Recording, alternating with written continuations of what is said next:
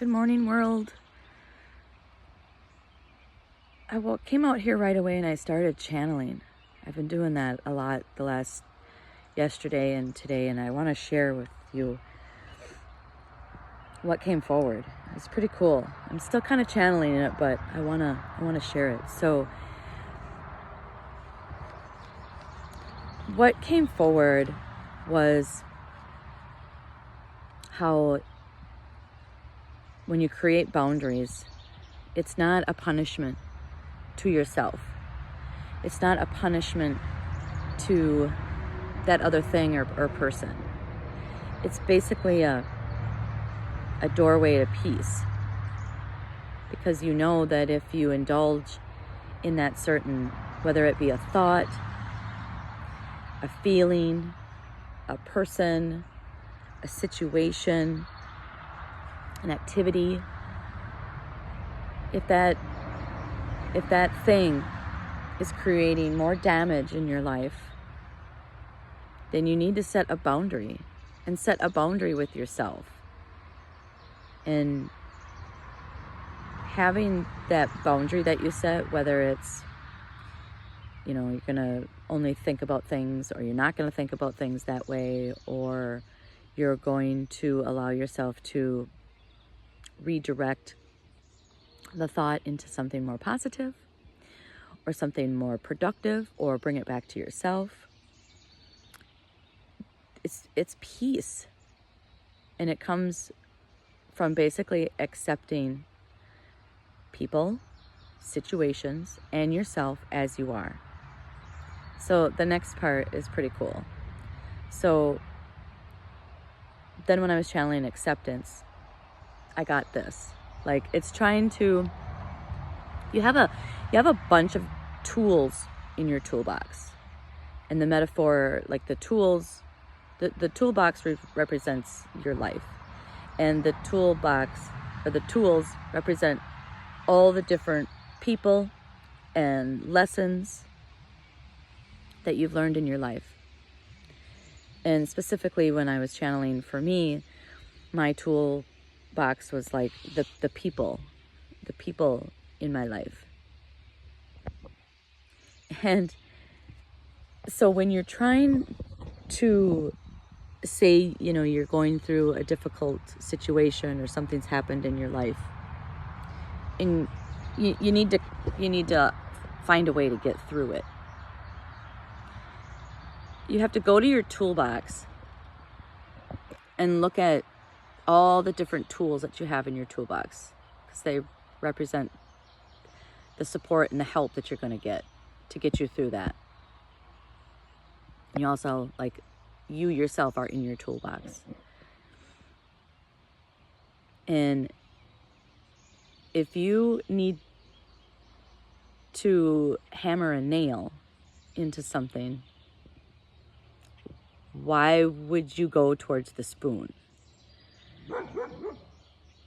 Well, that's what Lola thinks.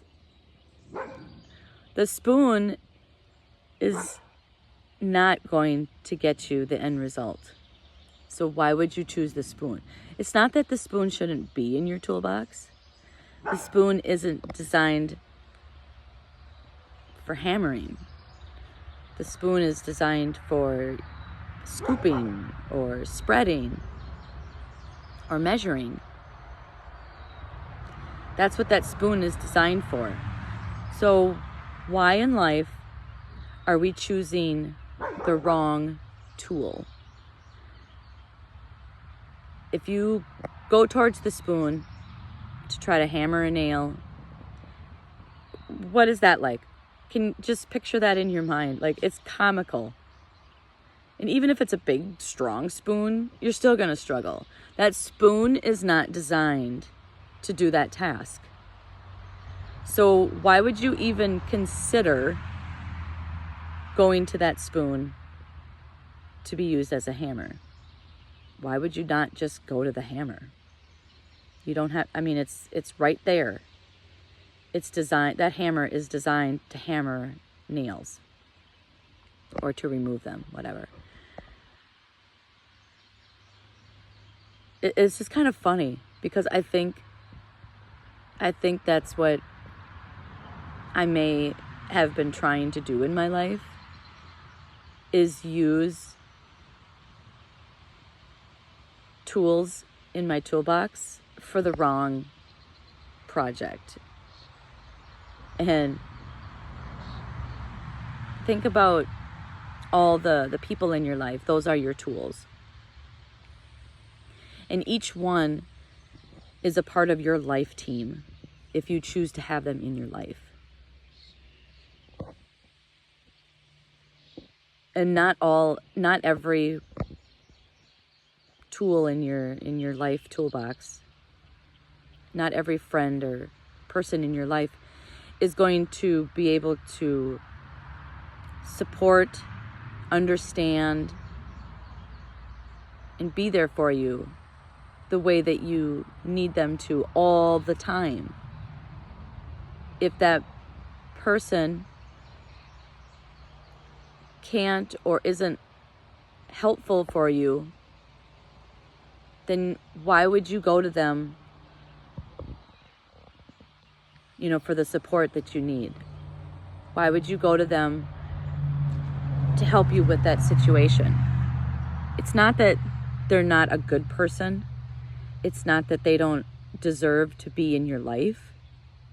But if you're expecting them to perform or behave in a certain way, maybe they're just not designed to do that for you. Maybe, maybe going to the spoon is just, it's dumb. It's stupid. Why would you use a spoon to hammer a nail? It's not that you don't want that spoon in your toolbox, but that spoon is not going to help you through that situation if you really need, to use your toolbox. Now, we are our own toolbox. Everything that we need to get through our life is inside us. But as humans, it's hard. It seems like it's harder to go through something alone. We need connection.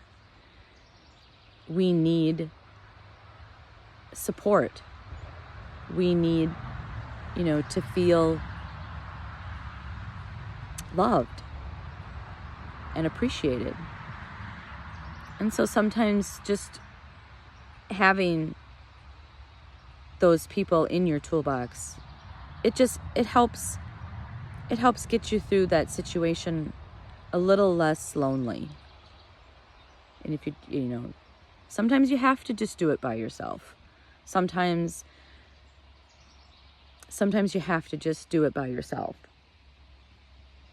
Sometimes you have to choose to do things and to get through situations by yourself.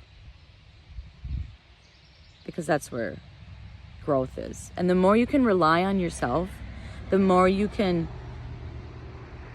accept that this is happening. This is who I am. I'm probably going to struggle through this, but I'm going to really allow myself to use everything inside your own self, your own toolbox, to deal with it yourself. And once you can, and you see the results of not having to reach out to someone else to make you either feel differently about the situation or to make the situation resolve faster, there, you have to be okay with relying on yourself. And I think that's part of self-love. If you're constantly reaching out for others to help you get through your situations or to help you get through your life or your problems, what happens when that person isn't there when you want them to be? What happens if that person doesn't text you back at that moment, or say the right thing, or they're busy, or they're going through their own things and they just mentally can't be there for you? You have everything you need inside yourself. God and the universe has given that right to us. It's a privilege.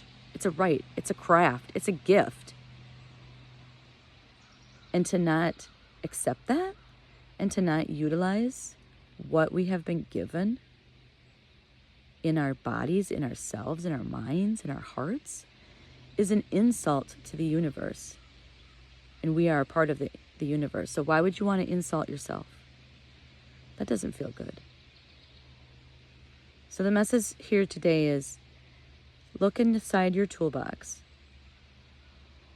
And if you need assistance, make sure you're choosing yourself first. And if that tool is available, make sure you choose the right tool.